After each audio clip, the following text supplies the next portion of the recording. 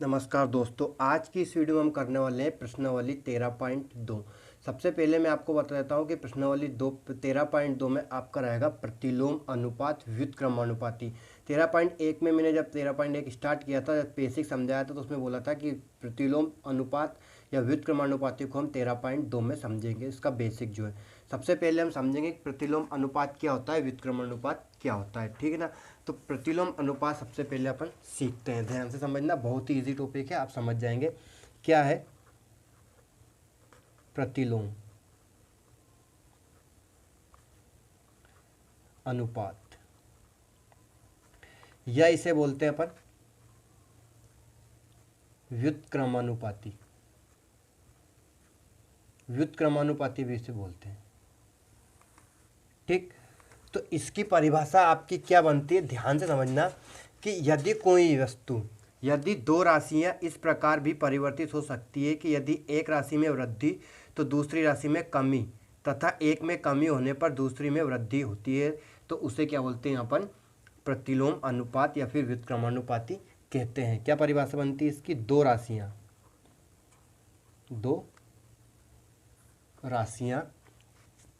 इस प्रकार परिवर्तित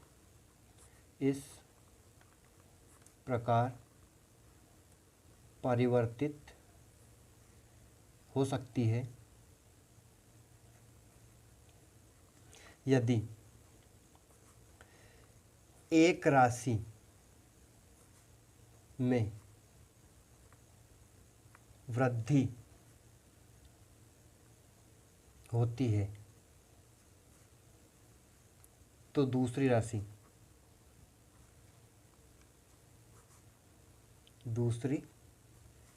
में कमी होती है, तथा एक राशि में कमी होने पर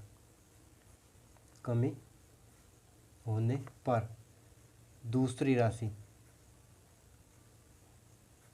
में वृद्धि होती है। ठीक, व्युत्क्रमानुपाती प्रतिलोम अनुपात किसे कहते हैं, यदि दो राशियां इस प्रकार परिवर्तित हो सकती है, यदि एक राशि में वृद्धि हो तो दूसरी राशि में कमी होगी, और यदि एक राशि में कमी हो रही तो दूसरी राशि में क्या होगी, वृद्धि होगी।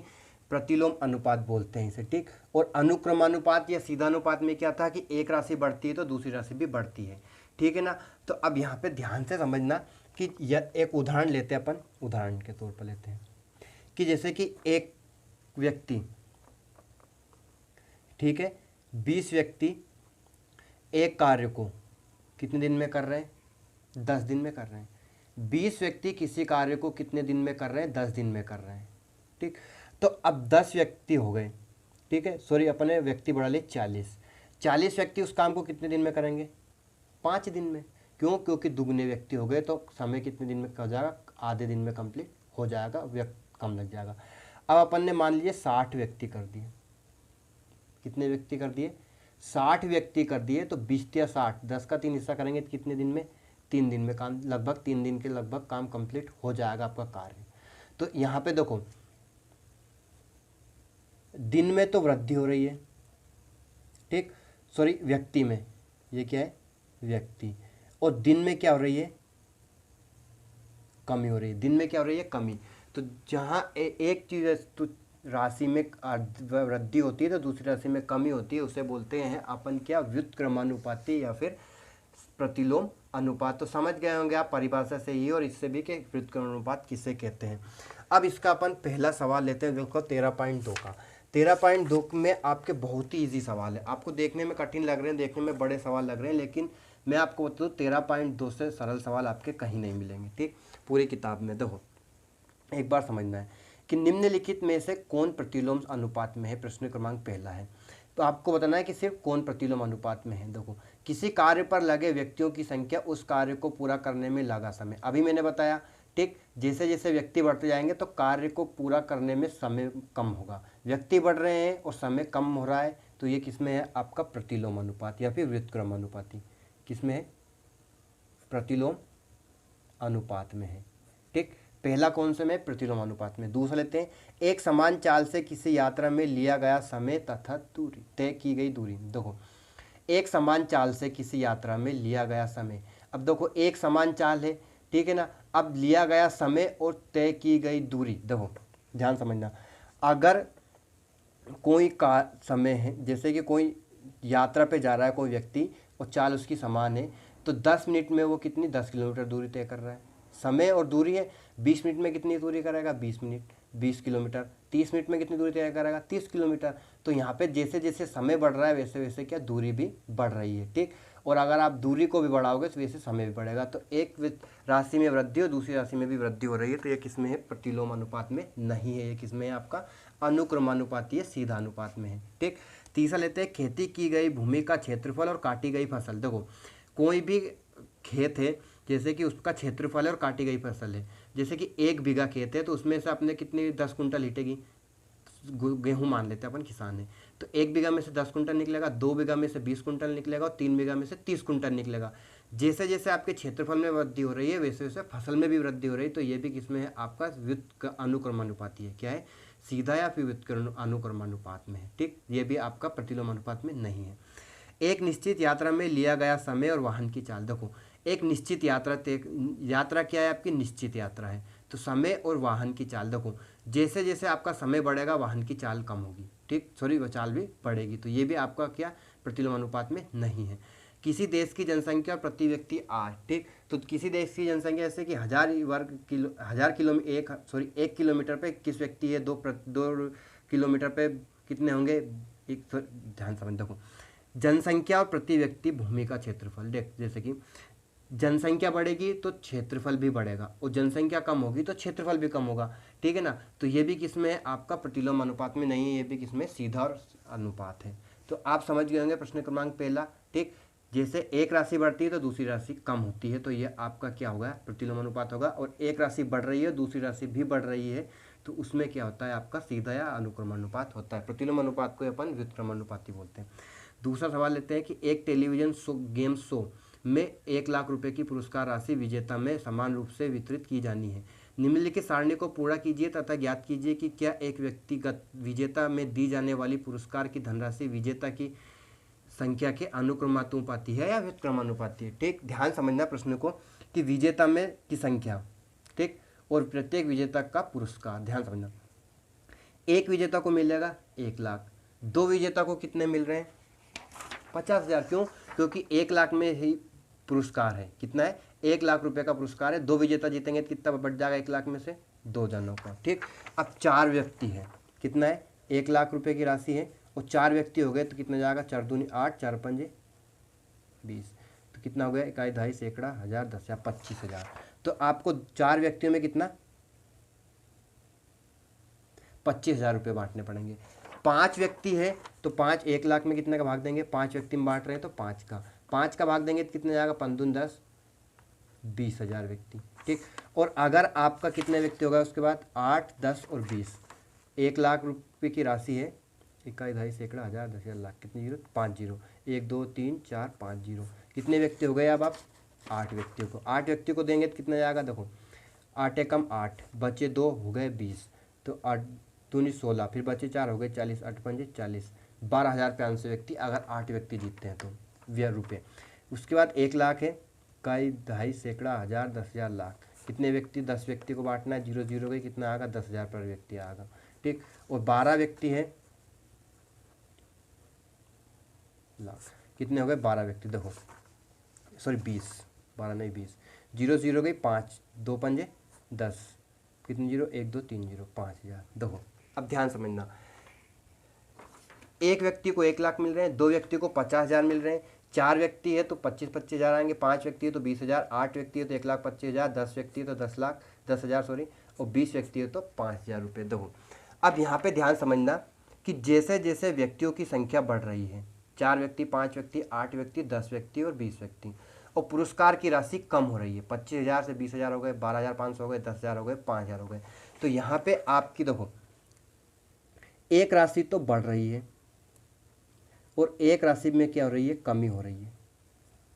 क्या हो रहा है, एक राशि बढ़ रही है तो दूसरी राशि कम हो रही है, तो क्या आएगा आपका व्युत्क्रमानुपात में है। किसमें है, व्युत्क्रमानुपाती है। क्या है, व्युत्क्रमानुपाती है, क्योंकि एक राशि बढ़ रही है तो दूसरी राशि घट रही है। तीसरा सवाल लेते हैं। दूसरा सवाल आपका कंफर्म हो चुका है, कोई प्रॉब्लम नहीं, बस आपको इसमें भाग देना है 1 लाख में और बताना है घट रहा है बढ़ रहा है। कि रहमान तीलियों या इंडियों का प्रयोग करते हुए एक पहिया बना रहा है। वह समान तीलियां इस प्रकार लगाना चाहता है कि किन्हीं भी क्रमागत तीली के युग्म के बीच के कोण बराबर है। देखो उसने आपका क्या बनाया, एक पहिया बनाया। अब अपन पेज पर लिख लेते हैं, इधर है आपकी सारणी। कितना इजी सवाल, देखो कि निम्नलिखित सारणी को पूरा करके उसकी सहायता कीजिए। तीलियों की संख्या, 4 तीली में आपका 90 डिग्री कोण बन रहा है, 6 तीली में आपका कितने 60 डिग्री का कोण बन रहा है। ठीक, तो अब एक सर्कल है आपका संपूर्ण कोण, मान लीजिए कि आपका सर्कल है। ठीक, तो ये इसका केंद्र होगा, तो इसका संपूर्ण कोण कितना होता है, 360 डिग्री होता है। कितना, 360 डिग्री। अब 4 तीली में 90 डिग्री का कोण बन रहा है, 6 तीली में कितने का बन रहा है, 60 डिग्री का। क्यों, देखो आपका 360 में भाग देना है। अगर 4 तीली रख रहे हैं तो 4 का भाग देंगे, 360 में 4 से भाग देंगे कितना जाएगा, 4 नाम 36, 90 डिग्री। 6 तीलियाँ हैं तो 360 में कितने का भाग देंगे, 6 का भाग देंगे। ठीक, तो 6 तीलियों में कितने डिग्री कोण बन जाएगा, 60 डिग्री कोण। यदि आपका 8 है, कितनी तीलियाँ ले रहा है वो, 8 तीलियाँ ले रहा है, तो कितने का भाग देंगे, 8 का। 8 का भाग देंगे कितने जाएगा, 8 पंच 40 ज़्यादा होगा, 8 चुके 32 और 8 पंच 40, 45 डिग्री का कोण बन रहा है। उसके बाद कितना है, 10 तीलियाँ, तो 360 डिग्री में कितने का भाग देंगे, 10 का। 0 0 गई आपकी, कितना आ गया, 36 डिग्री। 36 डिग्री कोण बन रहा है 10 तीली में। उसके बाद है आपका 360 में कितने का भाग देंगे, 12 तीलियाँ। कितनी तीलियाँ ले रहा है वो, 12 तीलियाँ। तो कितने डिग्री का कोण बन रहा है आपका, 12 दूनी 24, 12 36, 30 डिग्री का। देखो 4 में 90, 6 में 60, 8 में 45 डिग्री का कोण बन रहा है, 10 में 36 डिग्री का कोण बन रहा है और 12 में 30 डिग्री का कोण बन रहा है। ठीक, अपन ने कोण निकाल लिए। अब देखना ध्यान से, प्रश्न क्रमांक 1 कि क्या तीलियों की संख्या क्रमागत तीलियों के किसी युग्म के बीच का कोण प्रतिलोम अनुपात में है। देखो यहाँ आपकी तीलियों की संख्या बढ़ रही है। देखो तीलियों की संख्या बढ़ रही है, 4 6 8 10 12 बढ़ रही है, और इधर जो है आपका क्या है, कोण। कोण में क्या हो रही है, कमी हो रही है।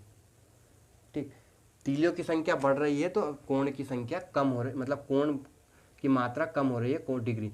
अब आपका किस में एक राशि बढ़ रही है तो दूसरी राशि घट रही है, तो ये किस में है, आपकी प्रतिलोम अनुपात में है। कौन सा अनुपात में है, प्रतिलोम समानुपात में है। ठीक है ना, क्या जाएगा आपका, हाँ क्या जाएगा, हाँ। अब 15 तीलियों वाले एक पहिए के क्रमागत तीलियों के बीच किसी युग्म का कोण परिकलित कीजिए। देखो यहाँ पे 4 तीली, 6 तीली, 8 तीली, 10 तीली, 12 तीली, सबका कोण अपन ने कितने, 360 में उतने का भाग दे के निकाला। तो 360 में यहाँ कितने का भाग देंगे अपन, 360 डिग्री में 15 का भाग देंगे। क्यों, क्योंकि 15 तीलियाँ हैं। देखो 15 दूनी 30 और 15 चुके 60, कितनी तीली आएगी आपकी, सॉरी 24 डिग्री का कोण बनेगा। 15 दूनी 30, बचे 6 होगा 0, 15 चुके 60, तो कितने डिग्री का कोण बनेगा आपका, 24 डिग्री का कोण बनेगा। ठीक है ना। अब देखो 24 डिग्री का कोण बनेगा। अब देखो यदि क्रमागत तीलियों के प्रत्येक युग्म के बीच का कोण 40 डिग्री है तो आवश्यक तीलियों की संख्या कितनी होगी। देखो कोण कितना बन रहा है आपका, 40 डिग्री के कोण में, तो टोटल कितना बन रहा है, 360 डिग्री कोण, और इसमें कितने से डिवाइड कर देंगे अपन, 40 से, क्योंकि आपका 40 डिग्री का कोण बन रहा है तो आपके कितनी कितनी डिग्री, एक 40 डिग्री पर एक ले रहे हैं, वो कितना, एक तीली ले रहे हैं। तो 0 से 0 गई, 4 नाम 36, कितनी आएगी, 9 तीलियाँ आएंगी। तीलियों की संख्या कितनी रहेगी, 9 रहेगी। तो ये आपके क्वेश्चन नंबर 3 तक कंप्लीट हो गए। इसमें बेसिक सवाल थे, कुछ प्रॉब्लम नहीं थी। अब आएंगे आपके जो मेन सवाल है वो क्वेश्चन नंबर 6 से, देखो 4 से, कि यदि किसी डिब्बे की मिठाई को 24 बच्चों में बांटा जाए तो प्रत्येक बच्चे को 5 मिठाइयाँ मिलती है। यदि बच्चों की संख्या में 4 की कमी हो जाए तो प्रत्येक बच्चे को कितनी मिठाइयाँ मिलेंगी। अब देखो ध्यान समझना, यहाँ पे आपको क्या बनाना है, सारणी बनाना है। सारणी बनाएंगे कि किसी डिब्बे को की मिठाई में 24 बच्चे में बांटा जाए तो प्रत्येक बच्चे को 5 मिठाई। देखो बच्चों की संख्या है और मिठाइयाँ हैं, ठीक, तो अपन मान लेंगे कि प्रत्येक बच्चे को कितनी 100 मिठाइयाँ मिलेंगी। देखो अपन क्वेश्चन नंबर 4 सोल्व करते हैं। 4था सवाल, माना कि प्रत्येक बच्चे को कितना, x, प्रत्येक बच्चे को कितनी मिठाइयाँ मिलेंगी, 100 मिठाइयाँ मिलेंगी। ठीक, अब देखो सारणी बनाएंगे अपन, है ना। सारणी बनाएंगे तो क्या आएगा, देखो एक तो आएगा बच्चों की संख्या, बच्चों की संख्या को क्या मान लेंगे अपन, x, ठीक। और मिठाइयाँ, मिठाइयों को मान लिया अपन ने यहाँ पे y। देखो 24 बच्चे में बांटा जाए तो प्रत्येक बच्चों को 5 मिठाई आएगी। देखो 5 मिठाई आएगी और 24 बच्चे हैं, ठीक, सॉरी 24 बच्चे हैं और 5 मिठाइयाँ, एक गलत लिखा है। अब यहाँ पे मिठाइयाँ कितनी मान लिया अपन ने, x, और बच्चे कितने हैं, देखो 24 बच्चे में से 4 बच्चे की कमी हो गई, 4 बच्चे की कमी हो गई, मतलब बच्चे कितने बच्चे, अब 20 बच्चे बचे, कितने, 20 बच्चे बचे आपके। अब इसे सोल्व करना है, ठीक है ना। अब देखो इसमें क्या होता है आपका, ये आपका x1 है और ये x2 है, और ये क्या है y1 और y2। देखो बच्चों की संख्या कम हो रही है तो मिठाइयों की संख्या क्या होगी आपकी, बढ़ेंगी, ठीक। जैसे कि बच्चे की संख्या कम हो रही है तो मिठाइयाँ ज़्यादा बच्चों को मिलेगी, ठीक है ना। तो यहाँ पे किसमें व्युत्क्रमानुपाती में, किसमें व्युत्क्रमानुपाती में, इसलिए चूंकि देखो यहाँ पे होता है आपका x1 y1 बराबर x2 y2, क्योंकि ये आपका किसमें दे रखा है, व्युत्क्रमानुपाती में है, ठीक, एक प्रतिलोम समानुपात में है, ठीक। तो अब देखो x1 y1 बराबर x2 y2, इसमें चलेगा ये आपका समानुपात, है ना। अब देखो x1 कितना है 24 गुणित y1 कितना है 5 बराबर 20 गुणित x, ऐसे में 24 इंटू 5 बराबर 20 इंटू एक्स, इस टाइप से चलेंगे आपके सवाल, ठीक है ना। अब गुणा कर लेंगे, देखो 24 इंटू 5 20 का चला जाएगा आपका, गुणे की संख्या हमेशा बटे में जाती है, बराबर में क्या बचा x, 20 से देखो 5 से काटेंगे, 5 से कम 5 और 5 के 20, 4 से 24 को काटेंगे, 4 छंग 24, तो यह x बराबर क्या जाएगा 6 मिठाइयाँ। तो यहाँ पे आपको 20 बच्चों में कितनी पर बच्चे को कितनी मिठाइयाँ मिलेंगी, 6 मिठाइयाँ मिलेंगी, ठीक है ना। तो ये आपका क्वेश्चन नंबर 4 कंप्लीट। अब बढ़ते हैं अपन क्वेश्चन नंबर 5 की तरफ। देखो 5वां सवाल कि एक किसान की पाठशाला में, ठीक, सॉरी पशुशाला में, कितने, एक किसान की पशुशाला में 20 पशुओं के लिए 6 दिन का पर्याप्त भोजन है। यदि इस पशुशाला में 10 पशु और आ जाए तो यहाँ भोजन कितने दिनों तक के लिए पर्याप्त होगा। ध्यान समझना, देखो अपन क्या मान लेंगे, यहाँ पे सारणी बनाएंगे सबसे पहले। कौन सा सवाल, 6ठा सवाल है। देखो क्या दे रखा है आपका, एक किसान की पशुशाला में पशुओं की संख्या और कार्य के दिन। देखो पशुओं की संख्या और कार्य किसमें, दिन में, कार्य किसमें दे रखा है आपके, दिन में दे रखे। अब ध्यान समझना, देखो 20 पशुओं, कितने पशु है, 20 पशुओं के लिए 6 दिन का पर्याप्त भोजन है, ठीक। कितने दिन का, 6 दिन का, सॉरी यहाँ पे भोजन लिखना, कार्य नहीं भोजन, ठीक, 6 दिन का। अब 10 पशु और आ गए, 10 पशु और आ गए तो कितने हो गए पशु, हो गए 20 से 30 पशु हो गए, तो उसका मान लेंगे अपन कितने दिन, 100 दिन के लिए भोजन पर्याप्त होगा। कितने दिन के लिए, 100 दिन के लिए। अब देखो यहाँ पे आपकी क्या बढ़ रही है, पशुओं की संख्या बढ़ रही है, तो भोजन की मात्रा क्या होगी, कम होगी। तो यह भी किसमें आपका व्युत्क्रमानुपात में। तो इसे कैसे सोल्व करेंगे, 20 इंटू 6 और 30 इंटू एक्स, तो 20 गुणित 6, 30 पहुँच जाएगा आपका बटे में, बराबर क्या है x है। 0 से 0 गया, 3 से 6 काटेंगे, 3 दूनी 6, 2 दूनी 4, 2 का गुणा 2 में क्या, कितना गया 4, तो कितने दिन के लिए, 4 दिन। तो कितने दिन के लिए पर्याप्त भोजन रहेगा आपका, 4 दिन के लिए पर्याप्त रहेगा, ठीक है ना। तो यह आपका क्वेश्चन नंबर 6 कंप्लीट। 7 क्वेश्चन लेते हैं कि बोतलों के एक बैच को 25 बक्सों में रखा जाता है, ठीक। तो आपका क्या है, बक्से हैं, तो जबकि प्रत्येक बक्से में 12 बोतलें हैं, ठीक। बक्सों की संख्या और बोतलों की संख्या है। यदि इस बैच को बोतलों की इस प्रकार रखा जाए कि प्रत्येक बक्से में 20 बोतलें हो तो इस बक्से में भरे जाएंगे, ठीक। तो अब देखो 7वां सवाल लेते हैं अपन, सारणी बनाएंगे। एक तो क्या है, बॉक्स की संख्या, दूसरा क्या है, बोतलों की संख्या, ठीक है ना। अब देखो कितने, देखो 25 बॉक्स, ठीक, 25 बॉक्सों में रखा जाता है, जबकि प्रत्येक बक्स में 12 बोतलें हैं, ठीक। तो यहाँ पे आपकी बोतलों की संख्या कितनी है, बक्सों की संख्या और बोतलों की संख्या, ठीक। तो कितने बक्से, 25 बक्से हैं, तो यहाँ पे क्या जाएगा 25, और बक्सों, जबकि प्रत्येक बक्से में कितनी बोतलें हैं, 12 बोतलें हैं, ठीक। अब आपका दे रखा है कि 20 बोतल है, कितनी है, 20 बोतल में अपन मान लेंगे क्या, x, 20 बोतलें हो तो इसके कितने बक्से भरे जाएंगे, तो 20 बोतलों के मान लेंगे अपन कितना, x बक्स भरे जाएंगे, ठीक।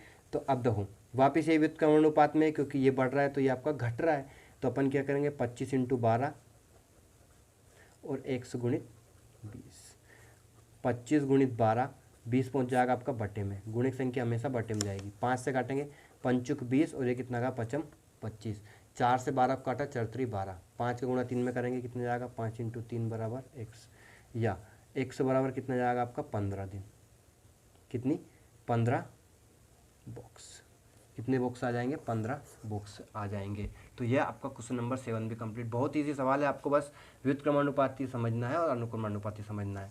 अब लेते हैं अपन क्वेश्चन नंबर 8, 8वां सवाल। देखो कितने सरल सरल सा सवाल आते जा रहे हैं आपके, है ना।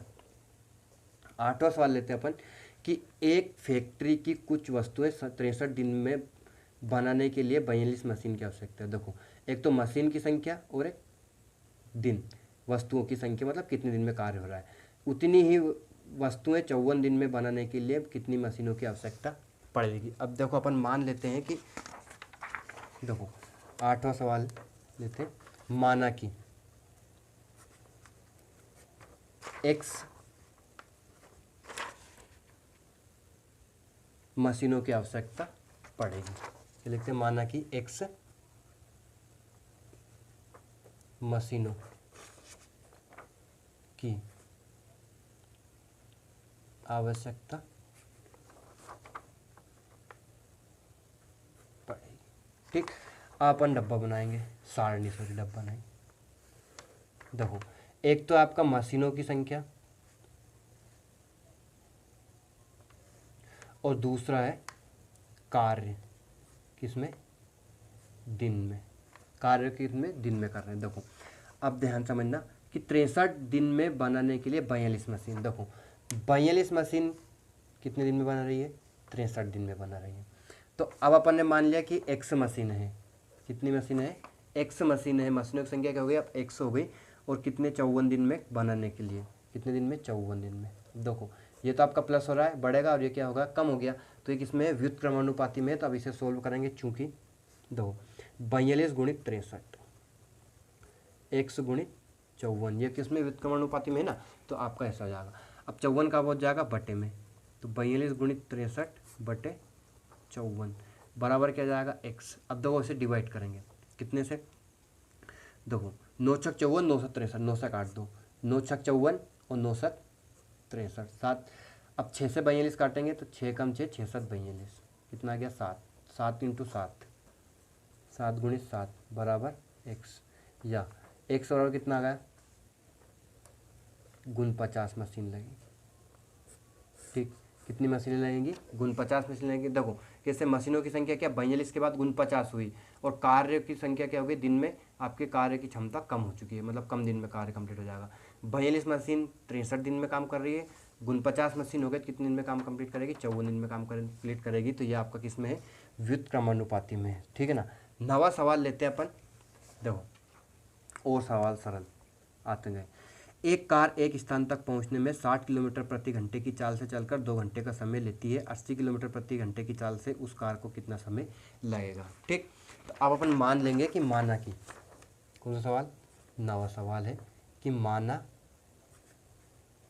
कि कितने, 80 किलोमीटर की चाल से उस कार को 1 घंटे लगेंगे, ठीक। 80 किलोमीटर पर आवर की चाल से उस कार को 1 घंटे लगेंगे, ठीक। अब देखो सारणी बनाएंगे अपन, क्या है आपका, देखो एक तो चाल दे रखा है और एक समय, ठीक। चाल क्या है, 60 की स्पीड से 2 घंटे लग रहे हैं। देखो 60 की स्पीड से चल रही है तो कितने घंटे लग रहे हैं, 2 घंटे लग रहे हैं। चाल है आपकी किलोमीटर पर आवर में और समय किसमें दे रखा है, घंटे में। ठीक, अब 80 किलोमीटर की चाल से हो गया, कितने समय लगेंगे, अपन ने मान लिया x घंटे लग रहे हैं। ठीक, अब इसे सोल्व करेंगे व्युत्क्रमानुपाती में, क्योंकि आपकी चाल बढ़ रही है तो समय कम होगा। 60 गुणित 2, 80 गुणित x, 80 को बटे में भेज देंगे, 60 गुणित 2 बटे 80, दो बराबर के बच्चा x, 0 से 0 गई, 2 से 8 को अपन ने काटा 4 बार में। अब 4 का भाग 6 में देना है। ठीक, 4 का भाग 6 में देंगे तो क्या आएगा, देखो या x बराबर, देखो 4 का भाग 6 में देंगे तो 4 एकम 4, बच्चे 2, पॉइंट लगाया। ठीक, अब देखो 6/4 ऐसे मत लिखो, 6/4 है, 2 से काट लिया, 2 6, 2 दूनी 4, तो x बराबर 3/2, मतलब 1 सही 1/2 घंटे। 3/2 मतलब क्या होता है, 1.5। ठीक है ना, तो आपका कितना, 1 सही 1/2 मतलब 1.5 घंटे का समय लगेगा कार से, कितने की, 80 की स्पीड से कार को। ठीक है ना, तो ये आपके क्वेश्चन नंबर 9 तक के कंप्लीट आसानी से, बहुत ही ईजी सवाल है, अपन करते जाएंगे सीखते जाएंगे। अब लेते हैं अपन क्वेश्चन नंबर 10। 2 व्यक्ति एक घर में नई खिड़की 3 दिन में लगाते हैं। कितने व्यक्ति, 2 व्यक्ति 3 दिन में लगाते हैं खिड़की को। ठीक है ना, अब देखो प्रश्न क्रमांक पहला कि कार्य प्रारंभ होने से पहले एक व्यक्ति बीमार पड़ जाता है, अब यह कार्य कितने दिन में पूरा होगा।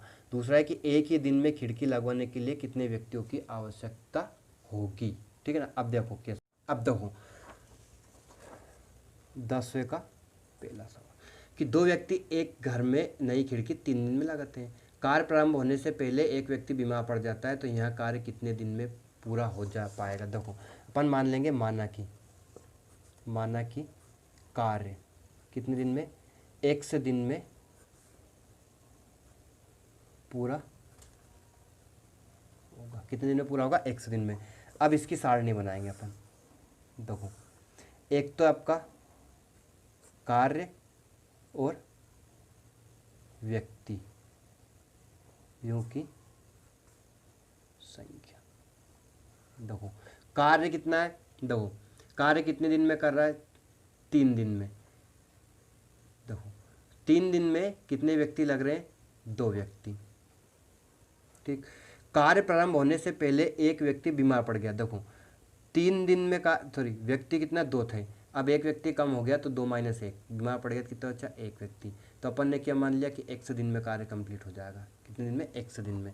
तो अब इसे यह व्युत्क्रमानुपात में है, क्योंकि जैसे जैसे कार्य बढ़ रहा है व्यक्तियों की संख्या कम होती जा रही है।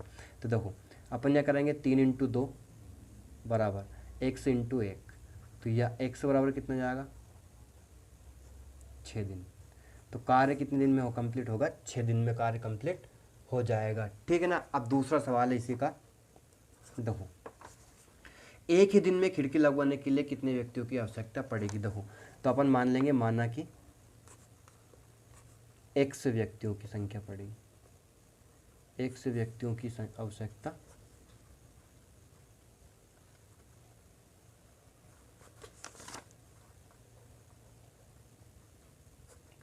ठीक, अब देखो ध्यान समझना, वापिस सारणी बनाएंगे। क्या है, एक तो कार्य और व्यक्तियों की संख्या। कार्य किसमें है, दिन में, यहाँ पे भी लिख देते हैं अपन, कार्य किसमें है, दिन में। ठीक, अब देखो 3 व्यक्ति, कितना है, 2 व्यक्ति, कितने व्यक्ति, 2 व्यक्ति 3 दिन में कार्य कंप्लीट कर रहे हैं। कितने व्यक्ति, 2 व्यक्ति 3 दिन में कार्य कंप्लीट कर रहे हैं। अब वो बोल रहे हैं कि एक दिन में कार्य कंप्लीट करने के लिए कितने व्यक्ति, 100 व्यक्ति। अब देखो दिन कार्य था, जो दिन कम हो गए तो व्यक्तियों की संख्या क्या हो गई, बढ़ रही है। ठीक, व्यक्ति बढ़ा देंगे तो कार्य जल्दी कंप्लीट हो जाएगा। तो अब इसे सॉल्व करेंगे, 3 का गुणा 2 में करेंगे व्युत्क्रमानुपाती में इसलिए, और x, तो यह x बराबर कितना जाएगा, 6 दिन। कितना जाएगा, 6 व्यक्ति, 6 व्यक्ति आएगा, व्यक्ति हो गए ना। तो 6 व्यक्ति इस कार्य को एक दिन में निपटा के फेंक देंगे। ठीक है ना, तो अब अपन लेते हैं लास्ट क्वेश्चन, क्वेश्चन नंबर 11। ठीक है ना, और आपका 13 पार्ट और 13.2 भी कंप्लीट। कि किसी स्कूल में 45 मिनट अवधि में 8 क्लास होते हैं, मतलब 45 मिनट के कितने पीरियड होते हैं, क्लास मतलब पीरियड 8 पीरियड। तो कल्पना करते हुए कि स्कूल का कार्य समय उतना ही रहता है, मतलब कितने 45 वही जो आपका 6 घंटा 8 घंटा स्कूल लगता है वही रहता है। स्कूल में बराबर अवधि के 9 क्लास हो तो प्रत्येक क्लास कितने समय का। अब 8 पीरियड से अपन ने कितने पीरियड कर दिए, 9 पीरियड कर दिए। अब 9 पीरियड के लिए कितने व्यक्तियों की जरूरत पड़ेगी, देखो। तो इन 9 पीरियड में आपका कितने मिनट का एक पीरियड रहेगा। तो अपन मान लेंगे 11वां सवाल, माना कि प्रत्येक कालांश कितना x मिनट का होगा। अपन क्या मान लेंगे कि माना कि प्रत्येक कालांश कितने मिनट का, x मिनट का होगा। ठीक, अब देखो सारणी बनाएंगे। क्या, एक तो कालांश और समय, क्या क्या एक समय कालांश है। देखो 8 कालांश में कितने मिनट के, 45 मिनट के। तो 8 कालांश हो गए कितने, 45 मिनट के। ठीक, अब उनने मान लिया कि x मिनट होगा, 9 कालांश हो गए। अपन ने क्या मान लिया, x मिनट में कंप्लीट कर रहे हैं। कालांश कितने हो गए 9 और समय कितना लग रहा है, x मिनट लग रहा है। अब चूंकि देखो कालांश बढ़ रहे हैं तो समय कम होगा, कालांश बढ़ गया तो क्या जाएगा, समय कम होगा। तो ये किसमें, प्रतिलोम अनुपात में। प्रतिलोम अनुपात में कितना करेंगे, 8 गुणित 45 और 9 गुणित x। 45, 8 गुणित 45, 9 को बाटे में भेज दो, बराबर के बचा x। 9 का भाग 45 में देंगे, 9 पंच 45, 5 का गुणा 8 में करेंगे तो 8 पंजे 40 मिनट के जाएगा। x बराबर, या x बराबर कितना हो गया, 40 मिनट। तो 40 मिनट का एक कालांश रहेगा अगर आप 9 कालांश कर देंगे। देखो 40 मिनट का एक कालांश हो गया तो ये आपका पीरियड तो बढ़ गए कालांश, लेकिन समय क्या हुआ, कम हो गया। ठीक है ना। तो ये आपके कुछ एक्सरसाइज 13.2 13 पार्ट कंप्लीट। उम्मीद है आपको पूरे सवाल अच्छे समझ में आ गए। वीडियो को शेयर जरूर करें अपने दोस्तों में। धन्यवाद, मिलता है अगले वीडियो में, तब तक के लिए गुड बाय।